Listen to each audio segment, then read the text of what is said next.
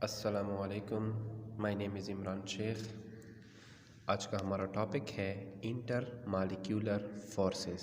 इसके नाम पे अगर हम थोड़ा गौर करते हैं तो हमें पता चलता है कि एक है इंटर, दूसरा है मालिक्यूलर और तीसरा है फोर्सेस। यानी हमारे पास क्या है, मालिक्यूलर मीन मालिक्यूल, और इंटर का यहाँ पर हम मतलब करेंगे बिटवीन, यानी मालिक्यूल्स के दरमियान क्या है, फोर्सेस। मालिक्यूल्स के दरमियान जो फोर्स ऑफ अट्रैक्शन मौजूद होगी उसको हम कहेंगे इंटर मालिक्यूलर फोर्सेस। एक होते हैं हमारे पास intramolecular forces. Intramolecular forces का क्या मतलब होता है? Intramolecular forces, molecular mean वही मालिक्यूल, फोर्सेस मीन फोर्सेस, और इंट्रा का यहाँ पर हम लेंगे विद इन मालिक्यूल, यानी मालिक्यूल के अंदर जो हमारे पास फोर्स ऑफ अट्रैक्शन मौजूद होती है, यानी हम कह सकते हैं कि एटम्स के दरमियान जो फोर्स ऑफ अट्रैक्शन मौजूद होती है उसको हम इंट्रा कहेंगे। लेकिन यहाँ पर हमारा टॉपिक है इंटर मालिक्यूलर फोर्सेस, हम उसको स्टडी करेंगे। इसकी डिफिनीशन की अगर हम बात करते हैं तो हमारे पास क्या है कि फोर्सेस ऑफ अट्रैक्शन, यानी अट्रैक्शन की वो फोर्स क्या हो बिटवीन द मालिक्यूल्स, जिस तरह मैंने आपको यहाँ पर डिफिनीशन में थोड़ा सा बताया था। तो forces of attraction between molecules के दरमियान ऑफ अ कंपाउंड, यानी कोई कंपाउंड ले लेते हैं या कोई मालिक्यूल हम लेते हैं, उनके दरमियान जो फोर्स ऑफ अट्रैक्शन होगी उसको हम कहेंगे inter molecular forces. Inter molecular forces की एक एग्जांपल लेते हैं, वाटर को एज ए एग्जांपल लेते हैं। तो वाटर को अगर हम देख लें तो हमारे पास ये उसका ऑक्सीजन, ये आपके पास हाइड्रोजन, ये आपके पास दूसरा हाइड्रोजन। तो यहाँ पर इसके ऊपर पार्शल नेगेटिव चार्ज, इसके ऊपर पार्शल पॉजिटिव चार्ज होता है। इसी तरह आपके पास इसके ऊपर भी पार्शल पॉजिटिव चार्ज होता है। ये हमने एक वाटर का मालिक्यूल लिया है H2O, ये ऑक्सीजन है, ये उसका हाइड्रोजन है। और इसी तरह हम एक और लेते हैं वाटर का मालिक्यूल, ये हाइड्रोजन, ये उसका हाइड्रोजन, ये आपके पास एक और, इसके ऊपर पार्शल पॉजिटिव, इसके ऊपर भी पार्शल पॉजिटिव और इसके ऊपर पार्शल नेगेटिव। इसी तरह हम एक और वाटर का एग्जांपल लेते हैं, यहाँ पर ये भी आपके पास वाटर हो गया, इसके ऊपर भी पार्शल पॉजिटिव, इसके ऊपर भी पार्शल पॉजिटिव, इसके ऊपर पार्शल नेगेटिव। अब ये तो हमने फ़िलहाल मालिक्यूल ले लिए हैं वाटर के।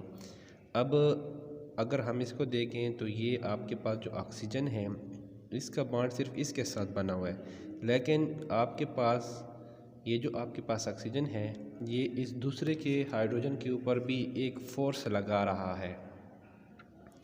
ये इसको हम डॉट से शो करते हैं, यानी इस हाइड्रोजन को भी अपनी तरफ अट्रैक्ट कर रहा है। इसी तरह अगर हम इसको देख लें तो ये इस हाइड्रोजन को भी अपनी तरफ अट्रैक्ट कर रहा है। तो इस वीक फोर्स को हम क्या कहते हैं? इस फोर्स को हम कहते हैं इंटर मालिक्यूलर फोर्सेस कहते हैं। इन फोर्सेस की अगर हम स्ट्रेंथ देख लें तो ये तो हमारे पास इंट्रा मालिक्यूलर फोर्सेस थे, यानी विद इन अ मालिक्यूल। तो हमें यहाँ पर अगर हम इस बॉन्ड को तोड़ना चाहते हैं तो हमें चाहिए 464 किलो जॉल पर मोल एनर्जी। लेकिन अगर हम इस बॉन्ड को तोड़ना चाहते हैं कि ये सिर्फ वाटर का जो मालिक्यूल है सिर्फ ये ही अलग अलग हो जाए, ये इधर से अलग हो जाए, ये इधर से ये अलग हो जाए, ये अलग हो जाए, ये अलग हो जाए, तो इसके लिए हमें सिर्फ 19 किलो जॉल पर मोल एनर्जी चाहिए। अब अगर हम देख लें तो इसका मतलब है कि हमारे पास जो इंटर मालिक्यूलर फोर्सेस है, इंटर मालिक्यूलर फोर्सेस, ये आपके पास क्या है, वीक फोर्सेस हैं, क्योंकि आपको सिर्फ 19 किलो जॉल पर मोल एनर्जी चाहिए। जबकि अगर हम इंट्रा की बात करते हैं या जो बॉन्ड है उसको तोड़ते हैं की बात करते हैं तो हमारे पास वो स्ट्रांग है। हमारे पास जो वाटर की या किसी और चीज़ की मेल्टिंग या बॉइलिंग पॉइंट जो हम चेक करते हैं, इसको बॉइलिंग पॉइंट चेक करते हैं, तो असल में वो यही इंटर मालिक्यूलर फोर्सेस पर डिपेंड करती है। ये आपके पास एक कंटेनर है जिसमें आपने वाटर लिया, आप इसको हीट करते हैं। हीट करने के बाद सबसे पहले इनका ये बॉन्ड टूटता है, यानी आपने फ़र्ज़ करें वाटर ले लिया और आपने उसको 100 डिग्री टेम्परेचर दे दिया है, तो सबसे पहले उनका ये बॉन्ड टूटेगा, यहाँ से भी टूटेगा, ये वाटर एस्केप हो जाएगा, आज़ाद हो जाएगा, यहाँ से ये उड़ जाएगा, एवापोरेट हो जाएगा। और जैसे जैसे आपके पास और ऑक्सीजन के, हाइड्रोजन के, इस तरह ये तो एक हमने 3 ड्रा किए, इसी तरह आपके पास और भी होते हैं, उनका भी इसी तरह बॉन्ड ब्रेक होता जाता है और ये आपके पास एवापोरेट होते जाते हैं। तो बॉइलिंग पॉइंट जो हमारे पास है वो किस चीज़ पे डिपेंड करता है? वीक फोर्सेस पे डिपेंड करता है। उनका ये बॉन्ड नहीं तोड़ता, बल्कि सिर्फ ये वंडर वाल फोर्सेस जिसको हम कहते हैं या इंटरमॉलिक्यूलर फोर्सेस कहते हैं वो टूटते हैं। ये जितनी भी हमारे पास वीक फोर्सेस होते हैं इनको हम लोग वंडर वाल फोर्सेस कहते हैं। अब हम इनको वंडर वाल फोर्सेस क्यों कहते हैं? ये हमारे पास एक डच केमिस्ट था। डच कौन से इलाके होते हैं? जो नेदरलैंड है या इस किस्म के इलाके, इस तरफ के जो इलाके हैं इनको हम लोग क्या कहते हैं? डच कहते हैं। तो डच केमिस्ट था जोहानेस वंडर वाल। इसने 1873 में मॉलिक्यूल के अंदर जो फोर्सेस मौजूद होती है उसके बारे में काम शुरू किया और उसके बारे में हमें डिटेल से बताया था। तो इस वजह से जितनी भी वीक फोर्सेस है इसको हम लोग वंडर वाल फोर्सेस कहते हैं। वंडर वाल फोर्सेस की फिर हमारे पास टाइप्स आ जाती हैं। बेसिकली इसके 3 टाइप्स हैं। एक है हमारे पास डाइपोल डाइपोल मोमेंट, और दूसरा है हमारे पास हाइड्रोजन बॉन्डिंग, और तीसरा है हमारे पास लंदन डिस्पर्शन फोर्सेस। ये हमारे पास उसकी टाइप्स हैं, London dispersion forces, dipole dipole और हाइड्रोजन बॉन्डिंग। सबसे पहले हम लोग डाइपोल डाइपोल इंटरेक्शन को पढ़ते हैं। डाइपोल जिस तरह के नाम से है, डाई 2 को कहते हैं, पोल यहाँ पर हम पॉजिटिव नेगेटिव चार्ज को कहते हैं। तो डाइपोल यानी एक मॉलिक्यूल का 2 पोल होते हैं, इसी तरह दूसरा मॉलिक्यूल होगा उसके भी 2 पोल होंगे। और इंटरेक्शन मीन आपके पास फोर्सेस, यानी आपके पास 2 मॉलिक्यूल है उसके दरमियान जो फोर्सेस मौजूद होती हैं उसको हम डाइपोल डाइपोल इंटरेक्शन कहेंगे। इसकी डिफिनीशन को देखते हैं कि हमारे पास डिफिनीशन में क्या कहते हैं। द अट्रैक्टिव फोर्सेस या अट्रैक्शन जो आपके पास क्या होती है फोर्सेस की, between positive pole of one polar molecule and negative pole of another molecule, यानी एक का पॉजिटिव पोल होगा और दूसरे का आपके पास क्या होगा नेगेटिव पोल होगा, उनके दरमियान जो अट्रैक्शन मौजूद होगी उसको हम क्या कहेंगे डाइपोल डाइपोल मूवमेंट या डाइपोल डाइपोल इंटरेक्शन या dipole dipole forces. Dipole dipole की एक एग्जांपल लेते हैं HCl को। ये हमारे पास जो डाइपोल डाइपोल इंटरेक्शन है या फोर्सेस हैं ये हमारे पास क्या होते हैं इलेक्ट्रोनेगेटिव एलिमेंट के दरमियान या जिनको हम कोवेलेंट बॉन्ड कहते हैं उनके दरमियान पाई जाती है। हम एक HCl को लेते हैं। अब ये HCl है, क्लोरीन जो हमारे पास है उसकी इलेक्ट्रोनेगेटिविटी ज़्यादा है और 3.2 है, और हाइड्रोजन जो है उसकी है 2.2।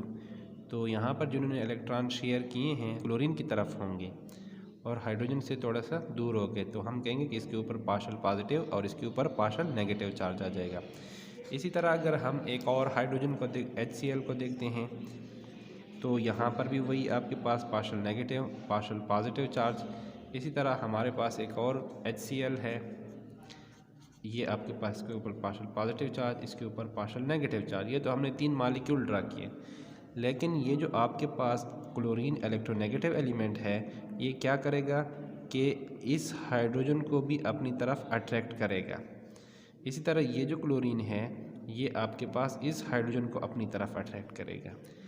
क्यों अट्रैक्ट करता है? असल में बॉन्ड तो इसके साथ भी इसका बना हुआ है, लेकिन थोड़ी बहुत फोर्स ये दूसरे हाइड्रोजन के ऊपर भी लगा लेता है ताकि इनके जो मॉलिक्यूल हैं ये करीब करीब हो, या अगर कहीं से इसको बॉन्ड यहीं पे ब्रेक हो जाए तो फ़ौरन किसी और से ले ले, इस तरह ये किसी और से ले ले। तो यहाँ पर भी ये भी आप इसको कह सकते हैं। तो ये जो हमारे पास फोर्स होती है कि एक का पॉजिटिव पार्ट था, इस तरह डिफिनीशन में हमने पढ़ा था, बिटवीन के दरमियान, किस चीज़ के दरमियान, positive pole of one molecule, one polar molecule यानी ये मॉलिक्यूल था इसका एक पॉजिटिव पोल था, और negative pole of another, negative pole कौन सा है क्लोरीन का था। तो इनके दरमियान जो हमारे पास बॉन्ड, इसको क्या कहेंगे डाइपोल डाइपोल फोर्सेस कहेंगे। ये जो हमारे पास फोर्सेस होते हैं ये बहुत वीक होती है, इसको अगर हम तोड़ते हैं तो हमें बहुत कम एनर्जी देनी पड़ती है। सिर्फ 3.3 किलो जूल एनर्जी अगर हम दे देते हैं तो हमारे पास ये बॉन्ड टूट सकता है। 3.3 किलो जूल पर मोल एनर्जी हम इसको देते हैं और ये हमारे पास टूट जाता है। ये फोर्सेस बहुत ज़्यादा वीक होती हैं। अगर हम HCl में देख लें तो HCl हमारे पास -85.0 या 85 डिग्री पर भी बॉयल हो जाता है। यानी अगर हम उनका बाटल का ढक्कन हटा दें तो हमारे पास जो HCl है वो उड़ने लगता है। इस तरह हम लोग दूसरी एग्ज़ाम्पल भी ले सकते हैं, NH3 की एग्ज़ाम्पल भी ले सकते हैं, क्योंकि ये हमारे पास इलेक्ट्रोनेगेटिव है, ये इलेक्ट्रो पॉजिटिव है। इसी तरह कार्बन मोनोऑक्साइड की एग्ज़ाम्पल ले सकते हैं, इसी तरह H2S ले सकते हैं, हाइड्रोजन सल्फाइड, HCl वगैरह।